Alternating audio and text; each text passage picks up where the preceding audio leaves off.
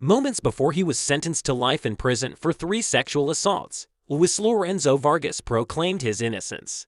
"You can sentence me to all the years you want," he warned a judge in 1999.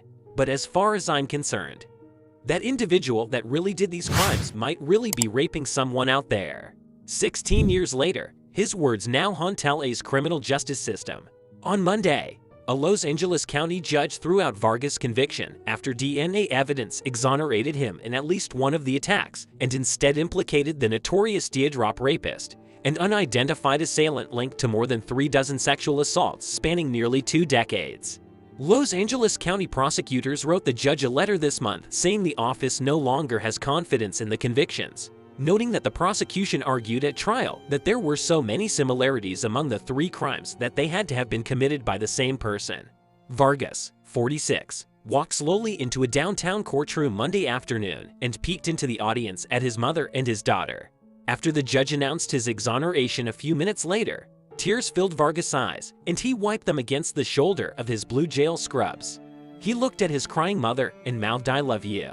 "I still feel a lot of anger," Vargas' mother, Blanca Latorre, said in Spanish outside the courtroom. "This can't happen to other people. It just can't. It's injustice." Vargas' case again highlights the importance of DNA evidence in reversing miscarriages of justice, as well as the questionable reliability of eyewitness identification. It also added a new wrinkle to a hunt that has long dogged Los Angeles law enforcement.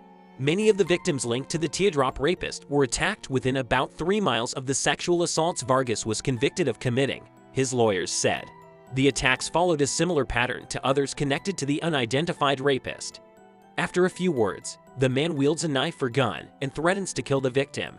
He pulls his victims into an alley or secluded area, where he assaults them before vanishing. He typically strikes between 5 and 8 a.m. The teardrop rapist has been tied to at least 39 sexual assaults in the Los Angeles area since 1995, said Los Angeles Police Captain William Hayes.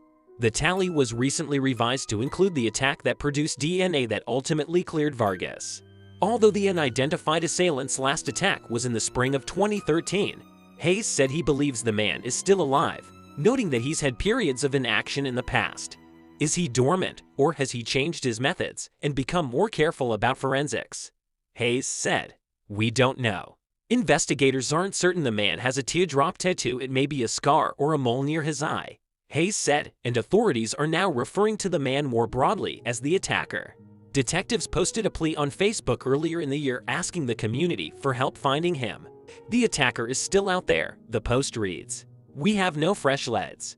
Back in 1998, LAPD investigators noticed the similarities between a cluster of 3 separate sexual assaults in South LA over the course of several months. Each took place around 6 a.m.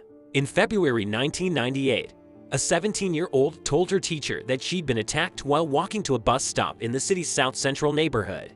A man asked her for help catching the bus. She told a police officer, then pulled her into a nearby driveway, held a knife to her body, and sexually assaulted her. 3 months later, a 24-year-old woman reported that a man approached her while she was waiting to catch the bus to work in the Vermont Slauson area. He held a knife at her waist and told her to unzip her pants. She told him people were watching and the man ran away, the woman reported, saying her attacker threatened to kill her if she told anybody. She described the assailant as a Latino man with 2 teardrops tattooed near his left eye. A few days later, a third victim, a 15-year-old girl who was raped in the parking lot of an apartment building in Florence, described the same tattoo. LAPD investigators focused on Vargas, who lived in the neighborhood and resembled a composite sketch drawn from victim descriptions, Hayes said.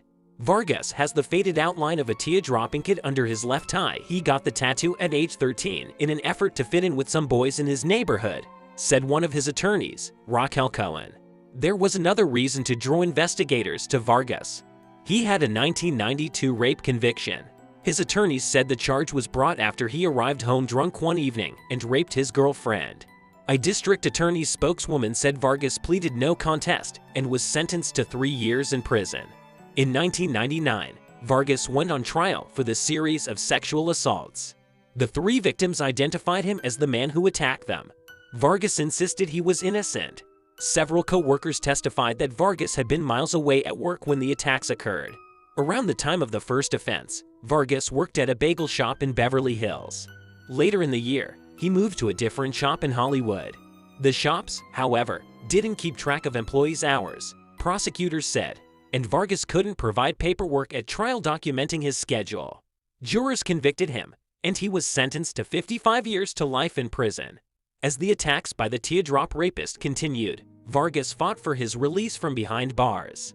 He filed appeal after appeal and unsuccessfully petitioned the state Supreme Court to look at his case. In December 2012, aided by the California Innocence Project, he filed a request to examine DNA collected from the jean shorts and underwear of one of the victims he was convicted of attacking, according to court documents.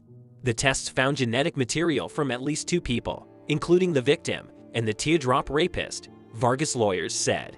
In the recent letter to the court, the district attorney's office said the sophisticated technology used to exclude Vargas' DNA did not exist back in the late 1990s. The office said the victims who positively identified him at trial hadn't been as certain of their identifications during earlier lineups. And prosecutors also noted a discrepancy in the victims' descriptions.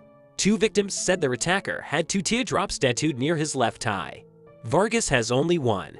The girl who was raped, now a woman, stood by her identification of Vargas when she was recently interviewed by investigators.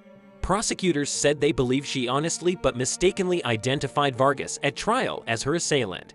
ADA spokeswoman said the office did a very careful, extensive review because there was only DNA from one victim before deciding to approve of Vargas' release.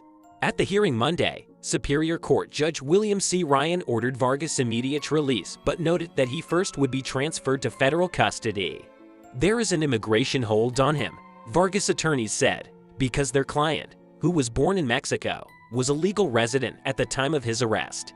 They said they were hopeful he would be released soon. Vargas' 26-year-old daughter, Crystal Nunez Vargas, said she felt a weight lift from her shoulders inside the courtroom Monday. She told reporters after the hearing that her father's imprisonment had wrecked her life. She often cried herself to sleep and felt as if she'd been robbed of the sense of protection and security that might come with a father. She dreaded birthdays and cried before her quinceañera, knowing he wouldn't be there for a father-daughter dance. She got married recently, Nunez Vargas said, but only on paper. She's holding off on a big church celebration until after her father's release. She wants him to walk her down the aisle. Every little girl's dream, she said, choking up. Her dad's wish for after his release, she said, is simple. He wants to read bedtime stories to her 7-year-old daughter. Nunez Vargas speak down at her daughter, who was smiling and clinging to her thigh. Her little girl, Nunez Vargas realized, is about as old as she had been when her father was arrested.